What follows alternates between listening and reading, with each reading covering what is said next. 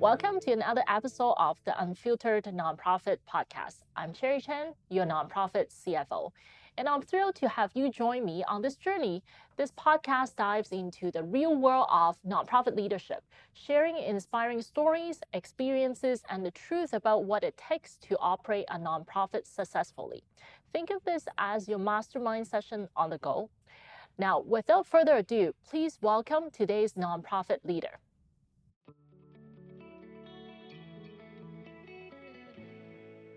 Hello, everyone. Welcome to another episode of Unfiltered Nonprofit. I'm Cherry Chen. Today, I have a special guest, Paul Lansbergen here, also a certified association executive, and then very established and also very well-connected association leader here in Ottawa. Welcome, Paul. Thank you. Very pleased to be here. Yeah, really grateful that you're here with us.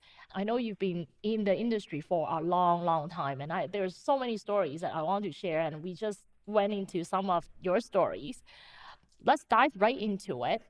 Paul, tell us a little bit about yourself first. Sure. So I've got 30 years experience in public policy, association leadership, and advocacy. Yep. And I started my career as a political advisor on Parliament Hill. And then worked on the other side of advocacy for the fertilizer industry, forest products, and then fisheries. So I seem to like sectors that begin with the letter F. There is no other meaning other than natural product, okay? Yeah. Yes. Yes, nature product. So, yes. So tell us a little bit about your, I guess your political, like you start as a policy advisor, right? Yes. On the parliament. How did you end up there? Did you go to school just to become a policy advisor? No, I don't know if people can go to school just to be a political advisor. Like there's no formal degree on that. Yes, you can go for political science, but that doesn't necessarily mean you end up on Parliament Hill. So how did you get the luck? I had, some people have a strong, I guess, personal vision of what they want to do, where they want to be later in life. And so I had a vision of what my career would look like. It was fairly straightforward. Yeah. I was going to go to graduate school in Ottawa. I would get a job working on international trade for the government. International trade. Yeah. But that was in the early 90s, and government wasn't hiring. And so that didn't quite work out as planned. So I pivoted. I started volunteering with the Consumers Association of Canada in their National Capital Region chapter. And through that, met someone who worked on Parliament Hill. They introduced me to a member of parliament. And next thing you know, I'm working as a political advisor. That is such an amazing story. So some people just get really, sometimes especially today, some people go into the dark place because, well, I don't get a job and I don't know what to do. And sometimes these circumstances would push people into a dark place. But instead, you chose to volunteer rather than just wait for a new job and do nothing. You chose to volunteer. Yes, I'm fairly optimistic by nature, and I also don't sit around twiddling my thumbs very well. So I need to do something, and volunteering was a way to build a network, give back to the community at the same time, and it worked. Yeah. So I never saw myself working on Parliament Hill, but it was a chance of a lifetime. If you think of how many people there are in Canada, and particularly younger people, because that is a younger person's job, because it's a lot of hours, or it can be anyway, a lot of stress. There's not that many positions there, so it's a very small percentage of people that get that opportunity. And the amount of information that flows through those offices, if you could read even a quarter of it, you'd probably be very well informed, more than anybody else. Wow. Now, they don't always, read everything that they're given based on some of how they make their decisions, but that's a whole nother debate. So you were kind of the filter between, the public feedback And Well, it's different in every office. Like the office I was in, I was the lead person in the Ottawa office, but there was a constituency office, yeah. and so they had a lead person there that kind of managed that. But I was, second in command, sort of overseeing both to some degree, and because I was ultimately responsible with the member of parliament for the office budget Yeah. and things like that. But I worked on, policy issues, speeches for the House, communications in the community, back in the riding. Certainly helped out with a lot of constituent issues. So it is kind of a jack of all trades. Wow. That's how you gain your insight. You know how to get around this whole parliament system. Yes. I mean, working in government, you really get to see how it operates, and some of its shortcomings as well. So now fast forward to fisheries, because you just recently retired from Fisheries Council of Canada. Yes. Yes. So I know you spent last 7 years there, and it's a sizable, a long period of time. Tell us a little bit about your experience from running this organization. Yes. So, fisheries is an interesting sector. It's a crucial sector of our economy, right? We produce food. Yeah. It's delicious food too, so people should eat seafood. Absolutely. But when I joined, it was at a low point, the organization.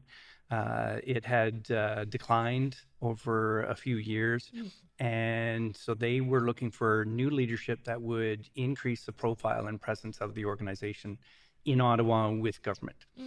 And so, I had hiring decisions that I needed to make right away, because we had a budget for 2 full-time people, but when I started, I was the only full-time person. And so I had to figure out, okay, what extra capacity do I need? What skill sets? Is it policy? Is it communications? That type of thing.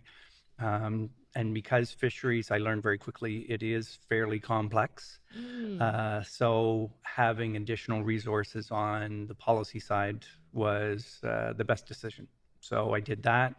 But then, we had to make decisions around how often we had members in Ottawa to meet with government. Yeah. And we had an annual conference that used to travel around the country. Yeah. And it's like, no, if we have that in Ottawa every year, then it means the members will come at least once a year to government to meet with members of parliament and build that relationship. Yeah, and I think you also mentioned earlier when we talked about this, that it ties specifically back to also your strategic plan. Basically, the board had decided where this organization is going. They want to increase presence in Ottawa, and that's the reason, that's how you link all these decisions back to the strategic plan, which is amazing.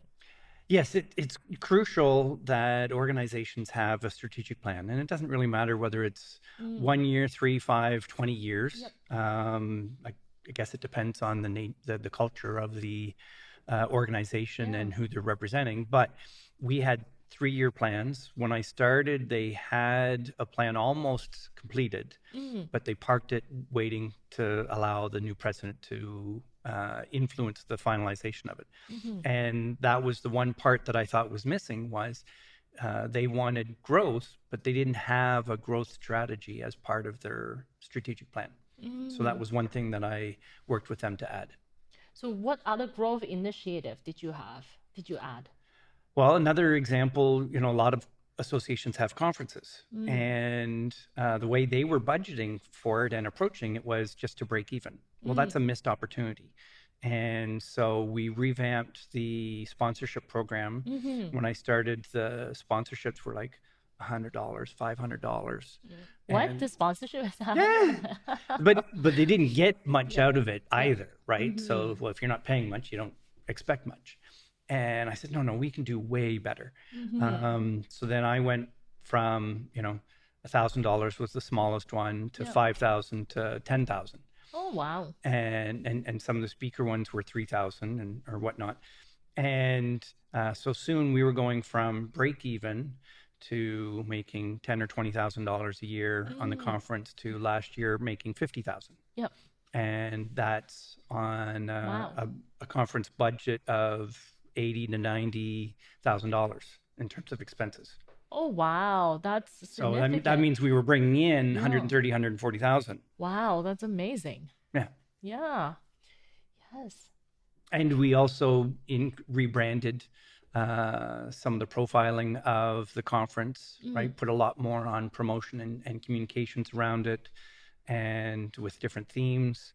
And our opening reception, where we invited parliamentarians Great, and yeah. senior government officials, Yeah. we rebranded that to Celebrating Canadian Seafood. And the sponsor for the reception got to donate their food, and they would promote it as they wanted. And would you like some yellowtail flounder, or some cod, or shrimp, or scallops?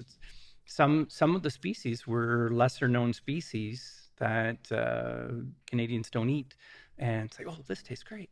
Hello, Unfiltered Nonprofit listeners. It's Cherry Chen here, your host and the CEO of Otis Financial Solutions. Let's talk about something that can be a major headache for many nonprofits: managing your finances. Are you feeling overwhelmed by budgeting, financial reports, or keeping up with compliance? You're not alone. Many nonprofit leaders struggle with these issues too, but you don't have to. At Otis Financial Solutions, we specialize in making financial management easy for nonprofit leaders and associations leaders. For over 18 years, we've been turning financial stress into peace of mind. Our services are designed to meet your unique needs, from day-to-day bookkeeping to strategic financial planning. Imagine having more time to focus on your mission, knowing that your finances are in experts' hands. If that sounds like something you need, I'm offering a no obligation 20-minute consultation. Let's discuss your challenges and explore how Otis can help you achieve your goals. Visit nonprofitcfo.ca to book your call today. Let's simplify your financial management together. So, do you think that this dinner, which is amazing, I think I wanted to be part of next year, do you think that this dinner achieved the goal like of raising awareness, because you now have government officials locally, because you're hosting everything in Ottawa, which is amazing, and they are coming to this dinner and they now see the fisheries industry altogether from a different light? Yes, and there's a lot of associations that are trying to garner the attention of parliamentarians and government writ large, and so it's very competitive. And depending on the season, so our conference was always the first week of October. In October, there could be more than one or two conferences or events in the same night. Oh, Right? So it's very competitive. So you need to do everything you can to get the attention of the parliamentarians and get them to come to your event. They may not even stay the whole night, but as long as you can get them and come and talk to a few of your members, even for half an hour, that's success, right? So the branding of it, having great tasting food, having a few beverages for them to enjoy at the same time is good. Coaching your members if they need it on how to network, and it's more of a social setting than a more formal meeting with MPs and stuff like that. So it's the whole package. That is very, very interesting. Yeah, and a different way of getting your message across to the government. And also, at least they are more, I would be excited to go to a seafood dinner, at least for me. So that's interesting. So what else happened within the fisheries tenure that you were there? What else happened? Did you turn it into like a break-even organization to something that has reserve, or? Yes, so I did certainly, the conference was one example of how we strengthened the financial resources of the organization. Over the 7 years, the budget now is double from when I started, the annual budget. The reserves are healthier, about 100,000 more, so 50% increase, thereabouts. And so it's, but the budget was pretty small and is still pretty lean for an organization representing that type of sector. Yeah. And so sometimes you have to be creative in figuring out how you want to get something done. But luckily, in the internet age, you can self-publish like this podcast. You can do this yourself without the same expense as 30 years ago, when the only way to advertise or get your message out was through paid advertising, which at the time would be very expensive. But through social media, you can post things, you can amplify it through paid pushes and stuff like that for very little money. Right. So we looked at everything to see how we can amplify our message, hone in the messaging to really, advance our priorities, but also try and align with the government priorities as well. You have an example that you can share? I love stories. Well, the alignment with government, that was tough. Because the Liberal government is not business friendly writ large, and I feel like they took the fisheries sector for granted. And so there wasn't a whole lot of alignment, really. But I guess the best example would be on fishery science, where they're supposed to really support informed science-based decision-making. And we said, okay, what your DFO, the Department of Fisheries and Oceans, is not fulfilling their mandate on conducting fisheries science to inform their fisheries management decisions. And so that part did get technical very quickly, but the main thing is you need to make sure as a department you got enough resources. And if you have to go to finance to ask for more money, then so be it. Yeah. And we were also going to finance and says, hey, the government the department needs more money. It was very rare for an industry association to go to government and say the government needs to give itself more money. And then did you? Yes, 100%. So was that a success when you do it? The last budget, they did put more money into fishery science. Oh. So it was a modest gain, so limited success. You did what you have to do, and there is some results, small or not, but it's up for interpretation. It's still a big win. Yes. Yeah, absolutely. Yeah. Wow, awesome. Yeah. That's awesome. Tell us the secret to get to them. You just go to them and say, like, give this department some money. It takes a lot of persistence and dedication. And you have to go and talk to, the department and the senior leadership of that department. But, if it's money, Finance Canada holds the purse strings.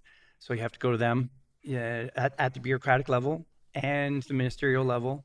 And if you can get to the PMO as well, it's not just talking to one person. It's a whole bunch of people. So a lot of relationships that you have to build up to get to the right channel to get what you need. Yes. Wow. Yeah. Although that brings me to one little side example of benefits of membership, because yes, certainly for trade associations that work on government policy that benefits not only all the members but the entire sector or profession for that matter.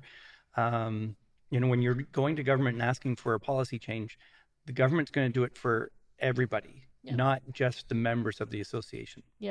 But sometimes you can do some work on behalf of a single member. And so I had a company come to me that were not members. I had been chasing them for a couple of years to join the association. And they said, Paul, actually, they were referred by one of our members. And they said, Paul, can you help us out on this one issue? And I said, okay, if I do, then you have to join.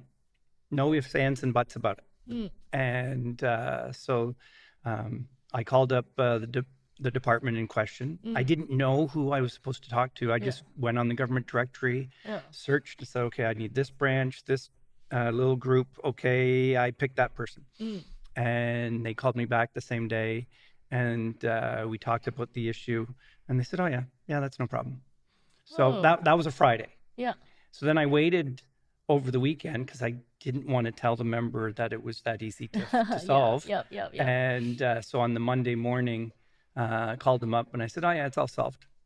Oh my God. Did he join? Yep. Okay. Like, I mean, it's worth the membership.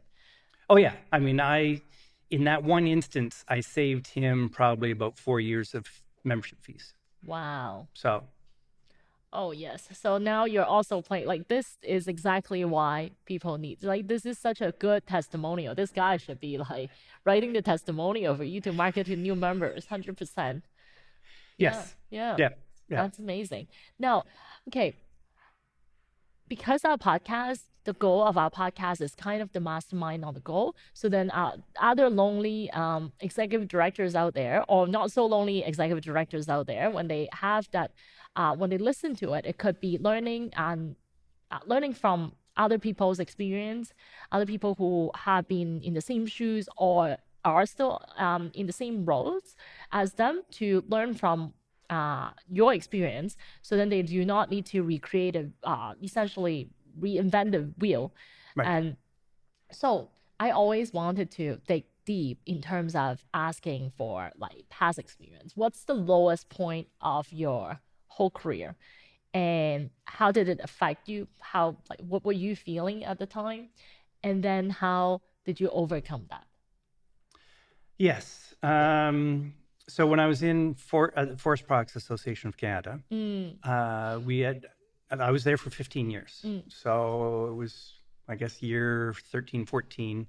We were going through a leadership change. I was a VP at the time, and they needed some interim help. So they asked me to be acting president. It's like, wow, that's an honor. And so I gladly said yes.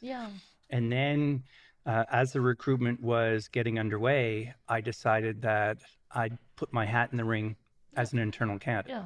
Knowing all the pitfalls that could come with being an internal candidate. And as acting president, when I took that, I negotiated a golden parachute, so to speak, if I was let go for any reason the year following, whenever the new person came in. And when I start, that is so smart, by the way. Yes. So when the new person came, because I did not win the recruitment, and so when that person came in, I was like the model employee, because I didn't want to be at risk of being seen as a competitor. And so I helped him learn the ropes of different dynamics of members and staff and all the organization, and where the landmines are, so to speak. And a year and 3 months later, my position was restructured. Oh, wow. And I kind of saw it coming a little bit, because I noticed that I started not being invited to discussions within the organization that I previously would have been. And so I saw my sort of profile receding a little bit. And so I, took it in stride initially and said, okay, yeah, we'll figure this out. And I negotiated a package in a very respectful way, and, left on good terms. How did you feel? It's a big hit to the ego, for sure. I went and approached our first president, who had been there for 10 years, a great friend. And his advice was, you have to let it out. He says, Paul, you tend to hold things in, and no, that'll eat at you. You got to let it out. It's like beat up a pillow, yell and scream, do something, but you have to let it out. And go talk to an executive coach if you have to, or talk to friends, or talk to other associates that you know in the association space. Then what did you do? Did you punch some pillow? All of the above. and I like to be outside. I have a cottage. I cut my own firewood. So I might have been a little aggressive on some blocks of wood, and, things like that, rather than just punching a pillow. And all of that helped. And then, I leaned on my network to help me find opportunities. And in the end, I ended up at Fisheries with being president, which is, how I wanted my career to go. I wanted to lead an association. So out of a bad thing, a good thing came. Yeah. Yeah. Wow. It must not have been easy. No, it was a little tough. Yeah. And I mean, financially, I was fine because I did get a package, Yeah. and I got the FCC job before my package ran out. Oh, so So you already got something lined up. yes, Yeah. yeah. So Just I mean, dealing with your it was still a emotions. few stressful months trying to figure out and competing for different things because I didn't win at the first process, right? So you just have to be persistent. Wow. Yes. No. I hear a lot of this message, which is in line with like marketing, like what I know of marketing. In my world, we do a lot of marketing, and the marketing is always about persistence and dedication and resistance too. So just be Yes. there, keep doing the same thing. You know, it's gonna work. It just takes time. Yeah. Yeah. Yeah. Yeah. Yeah. And keeping an open mind, continuous learning, Yeah. take advice as constructively as possible, even when it hurts. you I look at your expression on your face and I'm like, you must have taken some serious constructive criticism. It's not Yes. necessarily feedback. So Yes. yeah, Yeah. yeah, yeah. Yeah. Wow, wow.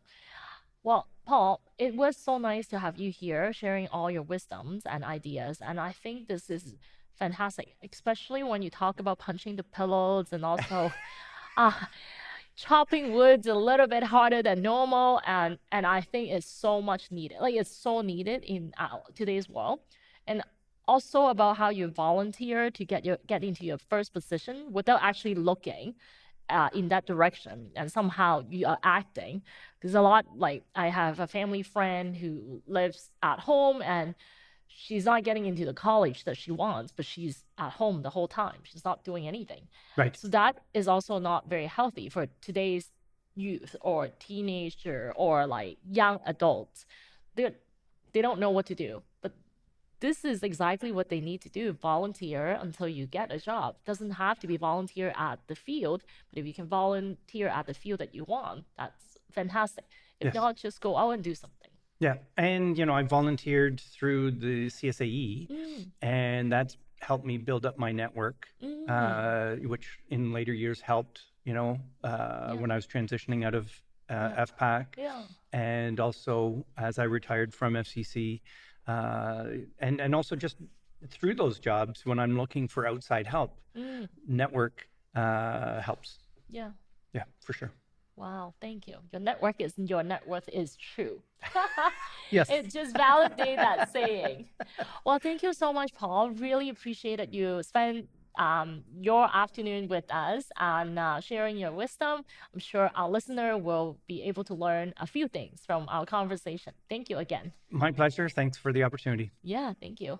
As we wrap up, I want to share a bit more about what we do at Otis Financial Solutions. For the past 18 years, Otis Financial Solutions has been dedicated to enhancing the financial management and strategic planning capabilities of hundreds of associations and nonprofits across Canada. Our extensive experience has enabled us to deliver tailored financial solutions that drive growth and enhance sustainability for nonprofits and associations. If you are interested in learning more about how Otis Financial Solutions can support your organization, I would love to offer you a no obligation 20-minute call. Let's discuss your unique challenges and explore how we would be able to help you achieve your goals.